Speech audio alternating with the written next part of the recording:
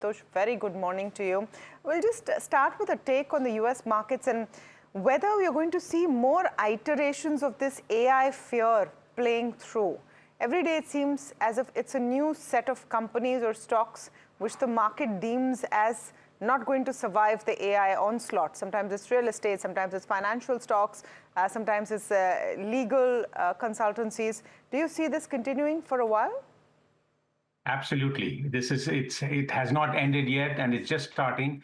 Every industry is going to get hit across the board, everywhere where it can disintermediate this thing. So any data provider, anything that the LLMs can do without the manpower and all that. So I think the software complex is getting hit across the board.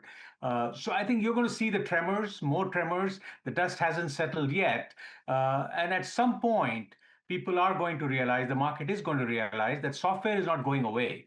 It's going to take a different shape, maybe a different angle. Maybe the easy part of software is done, but the more sophisticated part of software, which is needed, which is essential for everything. So I think that's going to stay. But I think right now people are shooting first and aiming later, whatever the saying is. So I think that's what's happening. Asking questions later, shooting first and asking questions later. I think that's what's happening right now. It's going to give us tremendous buying opportunities down the road. But at this point, the tremors are not done yet. You're going to feel it more and more.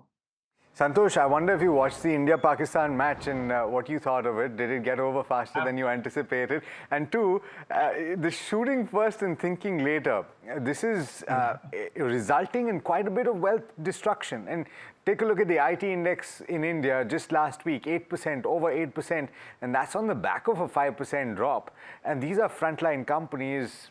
Really, their metrics are not bad, and the arguments have started being made about PEG ratio as opposed to PE ratio. This is invariably, I guess, what happens.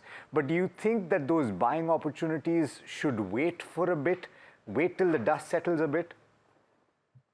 Yes, I think you should wait. Don't catch a falling knife, like they say, but let it sink first. But more important, the match was great. I'm a huge cricket fan. US, there's a lot of players here as well.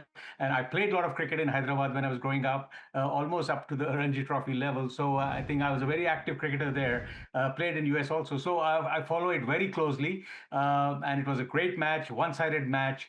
My friends in India who watch it day to day, they said India was an absolute winner. There was no chance that Pakistan would win. But I still have memories of 80s and 90s when Pakistan used to be a huge player and always surprise everyone. But now they're saying Pakistan is just nothing like it was in the past. Anyway, that aside, the market, I don't think you should jump in at this point. Wait, because there's still a lot of tremors there. Like I said, we don't know where exactly it's going to end.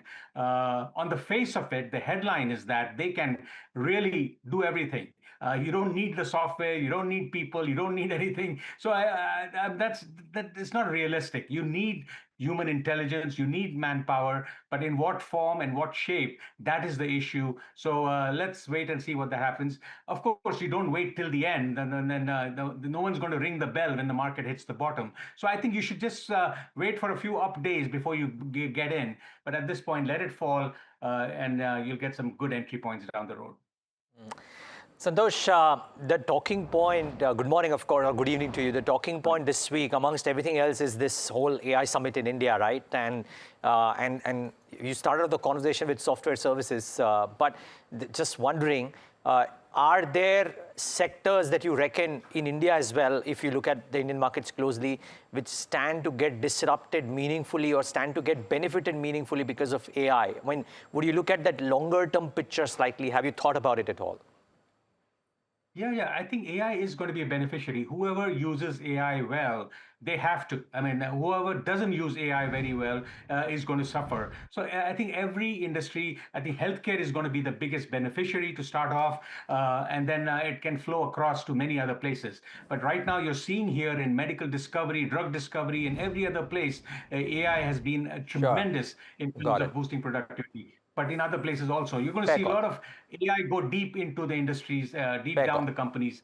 Fair call, fair call. Every company is going to benefit. Okay, Santosh, one quick follow-up there on the recent moves, and RBI has released a few norms as well, impacts banks, impacts capital market players. Got a chance to look at those? No, I'm sorry, I didn't catch the question. There's a lot of disturbance there. Okay, can you hear me? Yeah. Perfect. Reserve Bank of India has released some new norms for which impacts banks, capital market players, capital available for various sectors, including REITs and InvITs as well. Did you get a chance to look at those? No, I'm sorry, I did not get a chance to do that. Okay, never mind. Fair call. Guys? Yeah. Yeah. All right. We have a long weekend here, so it's kind of in a holiday mood here. Okay. We have an exciting week, wondering what's going to happen next. So we leave it at that. Santosh, thank you so much for joining in, and great to learn new things about you. We've been speaking for a while, but great to learn that you're an enthusiastic cricketer and almost made it to the Ranji. That's fantastic. So thank you for joining in. Thank you.